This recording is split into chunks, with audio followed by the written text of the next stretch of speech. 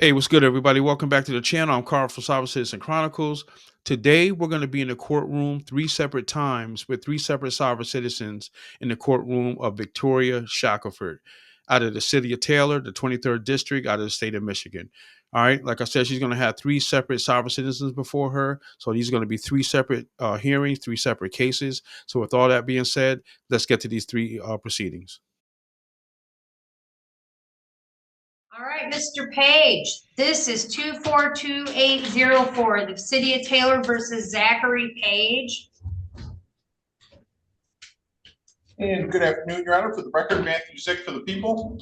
Okay, and I have a note on here. The people are requesting the case be set for a jury trial, and the defendant wants to fire the MIDC attorney. Is that accurate? Mr. Page, are you asking to represent yourself? Yes, Your Honor. I'm representing myself. Okay. Okay, you have a right to represent yourself, but I want to make sure you understand this, Mr. Page. You have a right to do that, okay? But you understand that attorneys go to law school and they study the rules of evidence.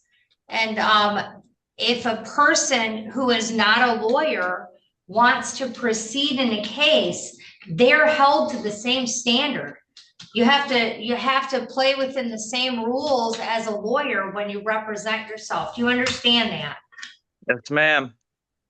Okay, Mr. Page, I want you to see this. This is the Michigan court rules. This book is the rules that govern how we do trials, how evidence is admitted, how questions are asked, how trials proceed. And I'm going to assume you've not studied that book. Do you understand that if you go to trial and you represent yourself, that you will be held to the same standard and will be required to comply with those rules?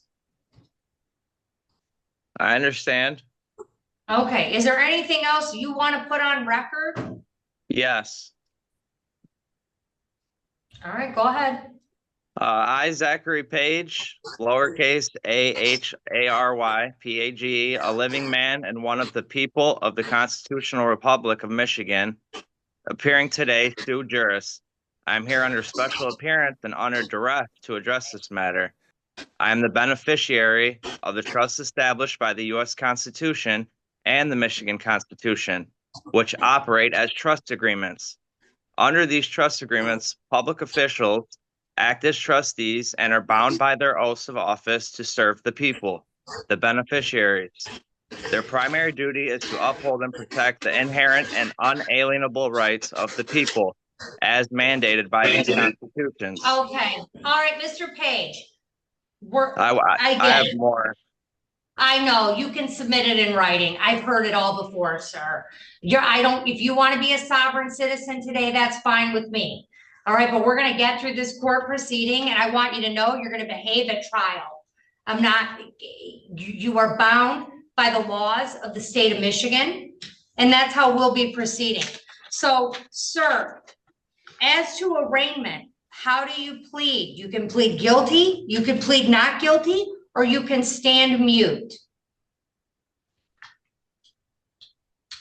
Could you repeat the last part, please?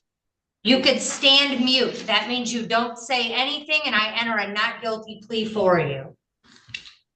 So a guilty, not guilty, or stand mute. I'm pleading not guilty to this. Okay, I'll enter a not guilty plea on your behalf. Sorry, I have to go over a few things with you to make sure you understand them, okay? You're charged with interference with police authority. There is an allegation that on November 4th of 2024, while traveling southbound Telegraph near Brest Street in the city of Taylor, that you engaged in behavior that obstructed or interfered with police authority. That is the allegation against you. This is a misdemeanor. It is punishable maximum by up to 90 days in jail and a fine of up to $500. Sir, you have the right under the Constitution to have a trial by a jury and to have the assistance of an attorney. And you have a right to an attorney appointed at public expense if you are indigent, meaning you don't have the money to pay for an attorney. And if the offense requires a minimum jail sentence, there is no minimum jail sentence on this case, or the court determines it might sentence you to jail. It's my understanding that you have waived your right to a court-appointed attorney. You've already put that on record, and you intend on representing yourself. You also have a right to a trial. And at that trial, you have the following rights: to call witnesses to speak for you at trial, and you can get an order signed by the court to require witnesses to come to court. You have a right to see, hear, and question all witnesses against you at trial, to be a witness for yourself or to remain silent. And if you chose not to be a witness on your own behalf, the prosecuting official may not comment on your refusal to testify. You also have a right to be presumed innocent unless proven guilty beyond a reasonable doubt. Those are your rights under the United States and Michigan Constitution. Do you understand what I just read to you, sir? Yeah. I'm not asking if you agree, I'm asking if you understand. And is that a yes? Yeah, I understand. All right, this is 2301405 JP Morgan Chase Bank versus Arnold Chavez appearances. Yes, Your Honor. Christopher Royce, P49102 on behalf of plaintiff. All right, Mr. Chavez, can you turn on your camera and tell me your name? Chavez Arnold. There you go. All right, so last time we were here, the parties appeared and I gave 10 days to submit answers to interrogatories. Were the answers to interrogatories filled out and returned? Well, Your Honor, they were prepared. When I prepared for the hearing, apparently they were not sent. I did email them to Mr. Chavez this morning. However, the document production requests were, all documents were produced within days of the hearing, Your Honor. All right, so Mr. Chavez, do you have all of that now? No, like he said, I didn't. After 10 days, he just sent. I mean, I could check my email, but I haven't received anything from him. Did you receive all the documents you requested? No. Mr. Royce, when were they sent? They were sent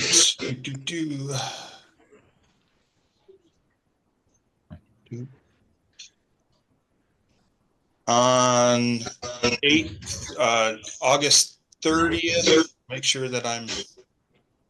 No, we had a hearing on, maybe I have that on 10/24. We were waiting for answers to interrogatories. Yeah, the interrogatories mostly related to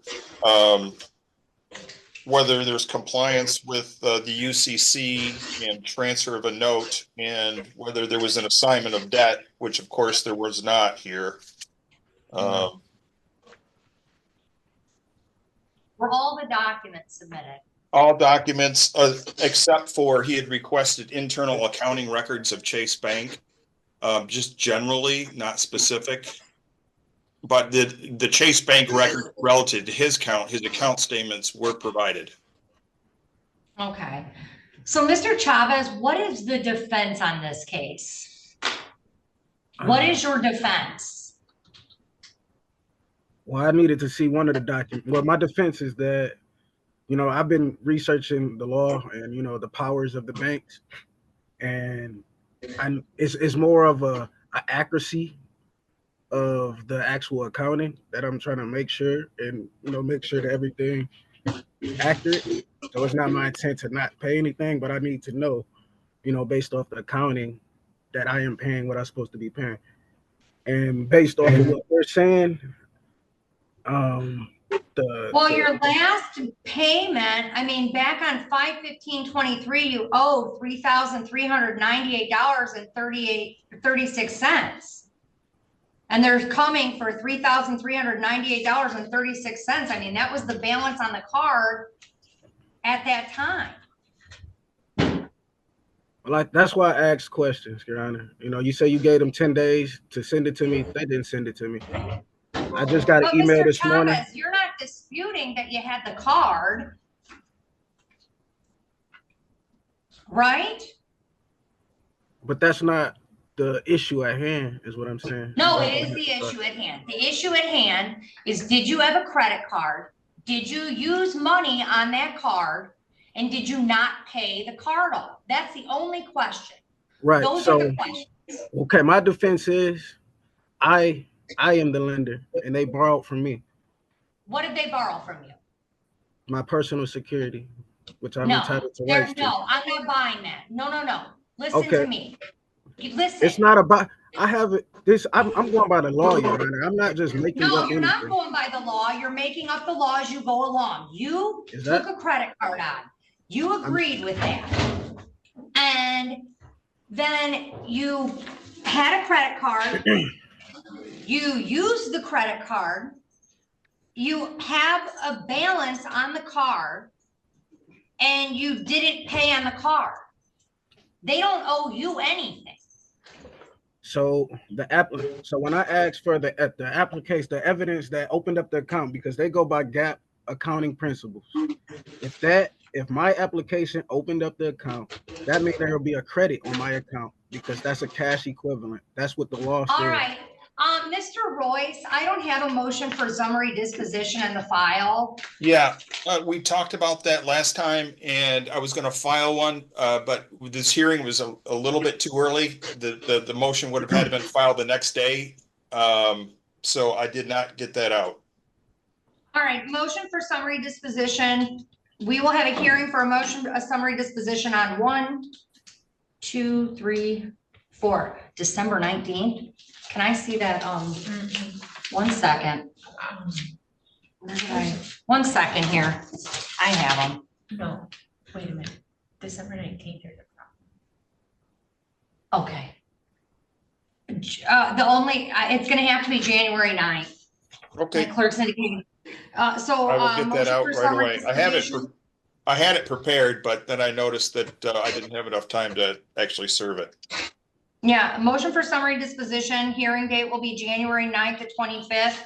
And the motions to be filed forthwith, and a copy obviously is to be provided to Mr. Chavez. And we'll see you back on January 9th, 2025 at 9:30 a.m. for the hearing.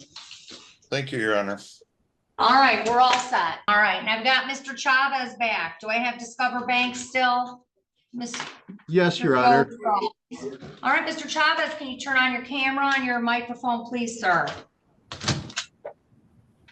All right, we're back on 24010674.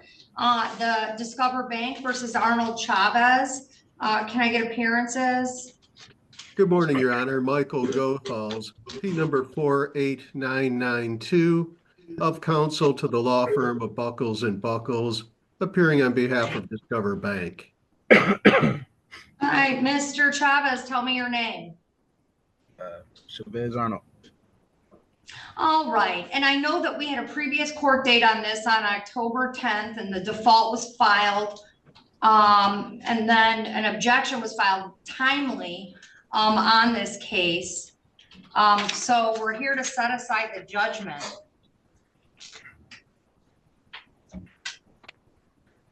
What's your motion, Mr. Chavez? Well, that day, Xfinity, I have Xfinity internet, and they was working in my area. And I have proof of. I talked to them in the chat. They confirmed it, and I have they gave me a bill credit for the inconvenience, so that's why I wasn't able to attend because I was having problems with my internet. All right, and just so you know, Mr. Goethals, we did have notice that he had contacted the court and that he was unable to get on that day. Oh, he contacted the court on October 10th? I'm not sure if it was on October 10th, but it was shortly thereafter. If it wasn't October 10th, that he was having internet issues and could not get on. So here's what we're doing. I'm assuming, Mr. Chavez, do you have a defense on this case? I just want to go through the due process. Okay. All right. Here's what we're going to do. I'm setting a date. So what, do we need discovery on this? What, Mr. Gothal, so this is a credit card bill. Yes, Your Honor, a Discover card. All right, and this is Discover Bank, so there's no issue as to whether or not it's transferred hands. No, Your Honor, we represent the original creditor. All right, and I see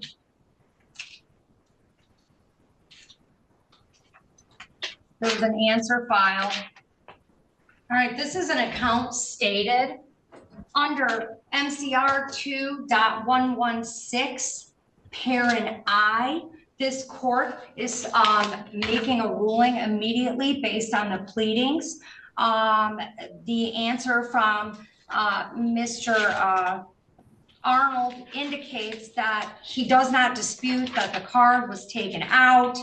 The only dispute he appears to have is that a few paragraphs here, he does not agree with the fact that by virtue of defendant's default and breach, the entire balance of the account is now due, and these statements were attached, that the contract and or monthly statements are written instruments, evidence indebtedness with a specified interest rate, and that he disputes whether or not it's account stated. It clearly is. It's the original creditor. There's no sort of defense regarding assignment on this case. The balance at the time of the complaint was $4,378.29. Under MCR 2.116, parent I, parent 1, if the pleadings show that a party is entitled to judgment as a matter of law, or if the affidavits or other proofs show that there is no genuine issue of material fact, the court shall render judgment without delay, and the court is doing so. Well, I have affidavits that support what I'm saying, but I will want to enter into this as evidence. The motion for summary disposition is granted sua sponte by this court. There is no valid defense to this claim, and I couldn't even enter any evidence. And a judgment in the amount of what is claimed in the complaint, $4,378.29, will be entered by this court, and documents can be submitted for that purpose. And officer, I have a few more documents for that, and we're all set. All right, we're all set. Thank you, Mr. Arnold. Mr. Arnold, I have ruled against you. I am allowed to do so on the court rules. You filed an answer. It's the appropriate response to this. You're not going to make a mockery of the judicial system, which is what you're attempting to do. You're also not going to waste this court's time and resources on cases, on arguments that are invalid. I'm not wasting any more time on it. We are done. Thank you. Thank you, Your Honor. All right, this is 2509380M, the People versus Randall Crane. We ready on Randall Crane? Mr. Crane's coming up.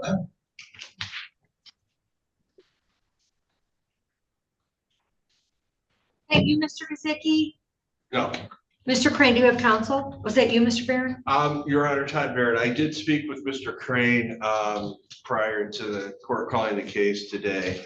I think that at this time, Mr. Crane's probably best served proceeding is on his own. There are some constitutional arguments that he's raising that I don't think as a member of the bar I can. Oh, is he a sovereign citizen?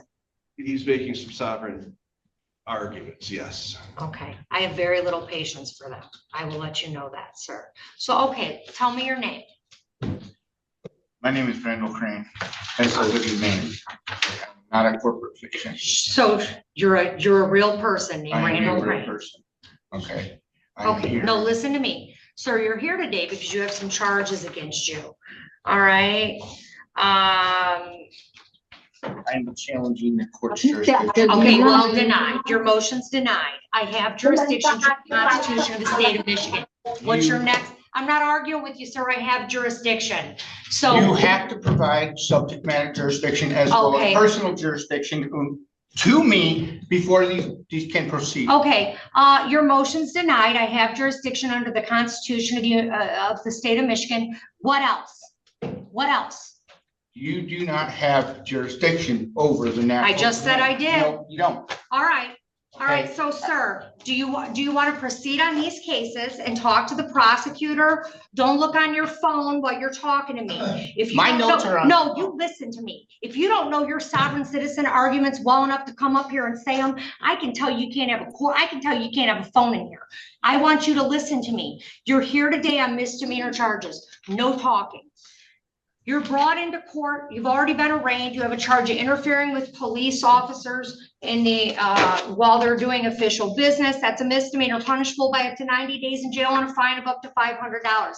You also have a civil infraction for operating, using a mobile electronic device, first offense, while operating a motor vehicle, a charge of no proof of insurance. Those are both civil infractions. Civil infraction for no proof of or no registration in a motor vehicle. So those are the charges against you, sir. I'm going to tell you the rights that are actually real rights that you have in this court. You have a right to an attorney appointed at public expense if you are indigent without money to hire an attorney, and if the offense charge requires a minimum jail sentence or the court determines that it might sentence you to jail. The appointing authority will decide if you are indigent and appoint counsel if you are eligible. You may have to repay the expense for an appointed attorney. You may contest your ability to pay the ordered fees if the court attempts to collect any cost for an attorney, and the court must determine your ability to pay at that time. If you have a trial, you have the following rights. You have a right to, this is how trials work. You have a right to call witnesses to speak for you at trial, and you can get an order signed by the court to require witnesses to come to court. You have a right to see, hear, and question all witnesses against you at trial. You have a right to be a witness for yourself or to remain silent. If you chose not to be a witness on your own behalf, the prosecutor could not comment on your refusal to testify. Lastly, you have a right to be presumed innocent unless you are proven guilty beyond a reasonable doubt. If you enter a plea, obviously you'd be waiving those rights. You also have a right to be released on bond. Now, it looks like you previously stood mute on these charges, so you're here today for a pretrial. You have a few options, sir, under the law of the United States, the Constitution of the state of Michigan, and statutory law and court rules in the state of Michigan. You can either retain your own attorney to proceed on this case, or you can have a pretrial with the prosecutor directly and try and work out an agreement, or we can set it for a jury trial.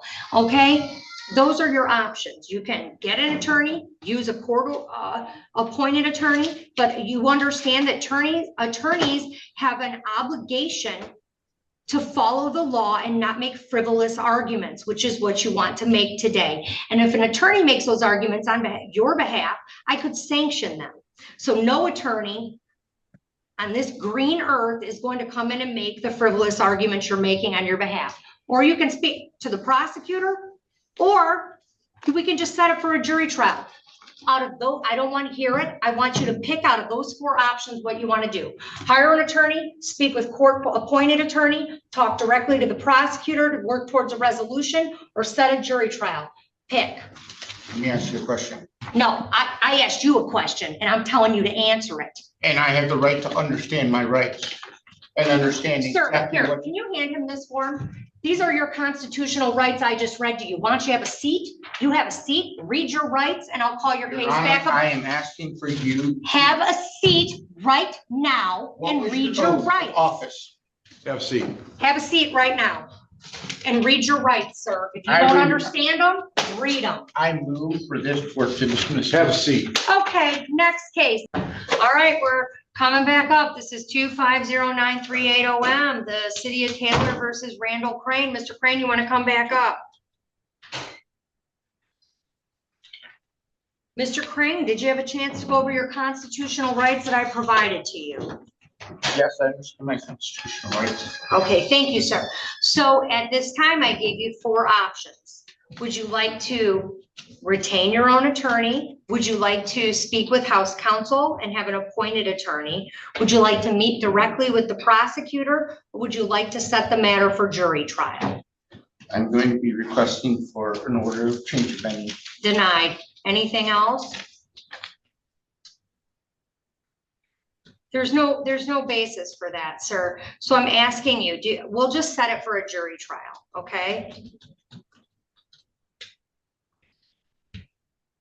I have to understand everything in regards to my case. Sir, I gave you your constitutional rights so that you could review them. I also gave you the attorney, I understand a that, court-appointed attorney to go over those rights with. So I gave you an opportunity to understand your rights. I'm not going to entertain, listen, I'm not entertaining your sovereign citizen arguments because they're unfounded and they're not legal. There's no legal basis for them. So I'm not doing it. So now I'm asking you, out of the 4 choices I gave you, which one would you like to do? I am required to understand everything in regards to my case, Okay. including subject jurisdiction matters. All right, well, you could do your Personal research. I'm jurisdiction. setting this for a jury trial. We'll see you back for your jury trial on November 14th of 2025 at 9:00 a.m. I really recommend you retain an attorney prior to that date, sir, because I know I'm going to tell you what you're not going to do: waste the citizens of Taylor's time with your nonsensical arguments. You're going to come in, you're going to try your case. Again, if you want to talk to House counsel, you could do so. All I'm right. not wasting the city of Taylor's time. Okay, good. We'll Okay. see you on your trial date. Have a good day. All right, y'all. So we come to the end of the video. Like I said, these are 3 different sovereign citizens. I hope you enjoyed watching this. If you did, I hope you give the video a thumbs up. That lets YouTube know that you like content like this. Also, subscribe to the channel if you enjoyed the video. And also hit that notification bell and turn it on to all so you get all my notifications when I upload. All right. I enjoyed watching this. Judge Shackelford is definitely a passionate, no nonsense judge, and I like how she handles sovereign citizens. With all that being said, I'll catch you on the next video. God bless. This is Carl from Sovereign Citizen Chronicles. Peace.